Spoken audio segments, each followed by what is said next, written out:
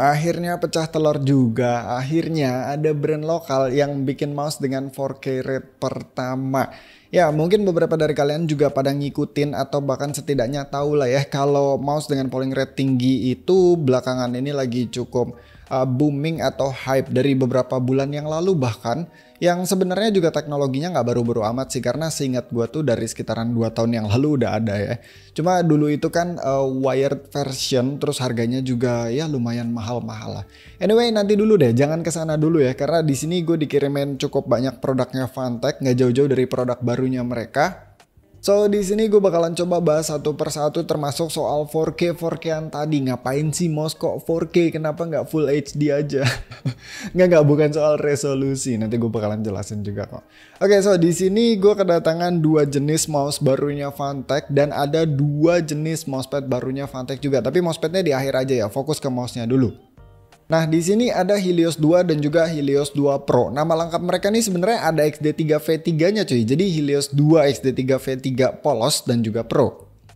Yes, jadi sebenarnya mouse ini adalah versi penerus dari XD3 yang udah kita kenal sebelumnya ya. Jadi ada XD3 yang pertama tuh yang V1, terus ada V2 dan ini adalah yang V3-nya. Tapi di sini gue nggak akan bahas perbandingannya dengan XD3 V2 ya, soalnya gue nggak pegang barangnya. Yang jelas kalau dari fisik udah beda jauh dan jeroannya juga beda jauh. Simpelnya ya XD3 V3 ini emang sebuah major upgrade sih.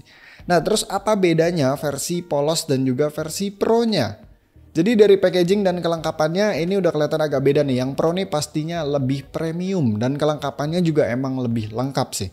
Di versi Pro ini kita dapat mouse-nya, dapat kabel paracord, dongle extender, dongle 2,4 GHz, terus ada stiker, ada ucapan dari founder kayak Razer gitu, ada buku sakti, kartu garansi, grip tape, extra fit 2 jenis yang bulat dan yang standar, sama ada semacam koin emas. Ini dapat koin emas kayak gini nih ngingetin gue sama QKZ X HBB kan, sama nih dia juga dapat koin tuh. Dan terakhir kita dapat dongle 4K yang boxnya misah karena ini biasanya emang dijual terpisah tapi setahu gue di Indo tuh dijualnya udah sepaket sih. Nah sedangkan versi non pro alias versi polosnya boxnya ini ya lebih biasa tapi bagus kok segini sih. Dan kelengkapannya sama persis cuman bedanya dia nggak dapat koin, nggak dapat grip tape, nggak dapat dongle 4K sama extra fitnya tuh cuma dapat yang bulat-bulat doang. Oke, terus dari basic sebenarnya sama aja antara yang pro dan non pro ya. Bedanya paling di warnanya aja sih. Kalau yang non pro tuh cuman ada single tone hitam putih standar. Sedangkan di versi pro-nya ini ada warna hitam sama warna abu yang two tone ya dengan aksen warna kuning. Sisanya kurang lebih sama-sama aja. Jadi buat yang beli versi non pro jangan takut dapat yang jauh beda secara fisik sama yang pro-nya. Sama-sama bagus kok. Kayak build quality-nya juga ya sama-sama bagus, coatingnya juga sama-sama bagus, nggak ada yang dikurang-kurangi sama sekali. Fitnya juga ini sama persis, dia pakai PTFI yang warnanya unik karena pakai warna abu ya. Tapi sayangnya ini in my opinion agak kurang tebel sih, walaupun ya smoothnya tetap dapat sih. Ya jadi sebenarnya perbedaan yang paling mencolok antara versi Pro dan non-Pro ini lebih ke polling rate-nya sih. Karena yang Pro ini ya support up to 4K rate, sedangkan yang non-Pro-nya ini cuma support up to 1K rate doang. Jadi jelas juga ya di bagian jeroannya tuh ada bedanya. Karena ya otomatis MCU-nya tuh butuh yang lebih garang buat bisa support sampai 4K rate. Tapi yang lainnya kurang lebih sama-sama aja cuy, kayak switchnya mereka sama-sama pakai TTC Gold Optical yang lifetime-nya sampai 100 juta kali klik. Terus sensornya sama-sama pakai 3395-nya PixArt, koneksinya juga sama-sama bisa 3 mode koneksi, bisa dongle 2,4 GHz, Bluetooth dan juga wired. Bahkan kayak beratnya aja sama, ada di 55 gram. Jadi jelas ya bedanya overall cuma di kelengkapan, warna sama polling rate aja. Nah terus berapa selisih harganya? Jadi buat yang versi Pro-nya ini dijual di 999.000 udah include sama dongle 4K-nya. Sedangkan buat versi non-Pro-nya itu dijual di 599.000. Sih menarik kan, beda harganya lumayan jauh, 400.000, hampir 2 kali lipatnya. Tapi sebenarnya secara produk kayak nggak beda jauh, kayak gitu-gitu aja ya. Paling yang mencolok itu tadi soal 4K-nya. Terus emang seberapa penting sisi 4K ini? Tahan dulu, nanti sabar ya. Habis ini gue bakalan bahas tentang 4K-nya, tapi sebelumnya gue mau bahas mouse-nya dulu in general. Ya, jadi si Helios 2 Pro ini adalah mouse right hand ambidextrous. Dimensinya dia ada di 120 x 64 x 38,3 mm. Yes, jadi ini mouse masuk ke small to medium, agak lebih gede dikit sih dari small to medium biasanya.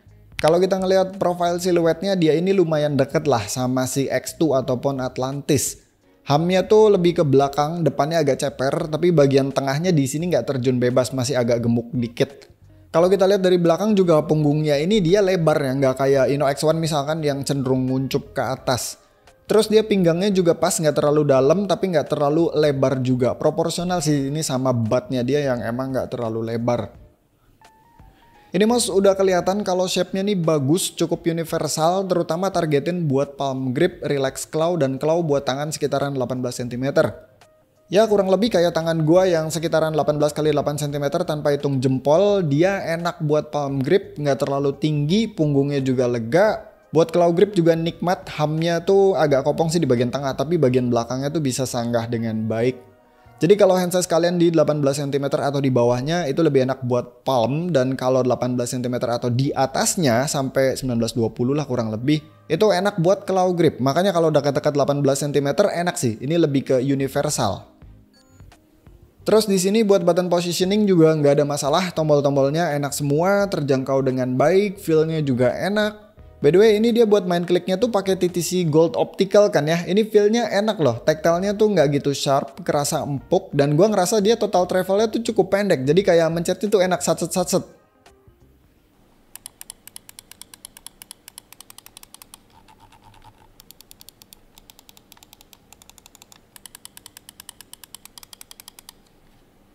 Oke, gue rasa cukup lah ya bahas mouse in generalnya. Nah, sekarang masuk ke part yang paling menarik nih, yaitu bahas soal 4K 4K-annya.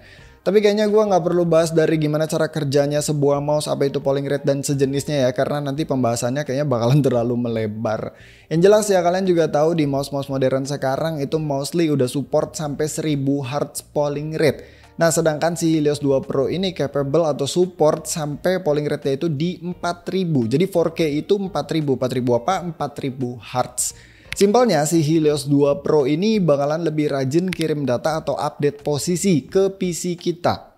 Kalau di 1000 Hz itu kan dia kirim datanya per 1 milisecond, sedangkan di 4000 Hz dia kirim datanya per 0,25 milisecond.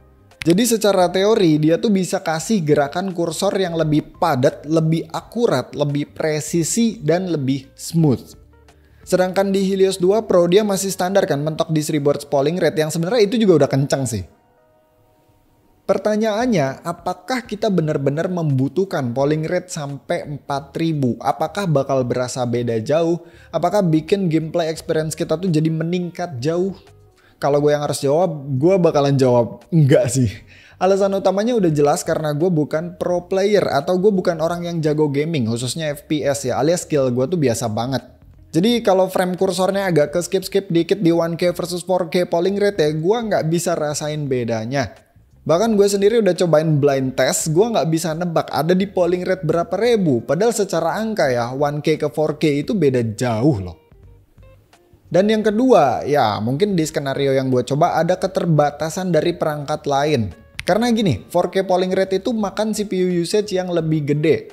Mau gimana pun juga, PC kita harus lebih banyak memproses input yang semakin sering dikirim sama si mouse-nya. Kalau acuannya waktu ya berarti data yang dikirim ke PC itu kan jauh lebih banyak.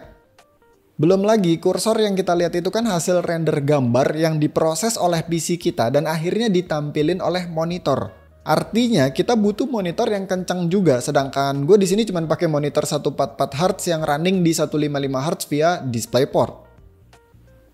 Sayangnya gue nggak punya monitor dengan refresh rate yang tinggi banget ya, jadi gue nggak bisa ngetes dan ngasih datanya atau seenggaknya ngasih tahu experience perbedaannya ya. Tapi secara teori memang mouse dengan polling rate yang tinggi itu membutuhkan PC yang kencang juga buat memproses datanya dan butuh monitor yang kencang juga buat nampilin hasilnya.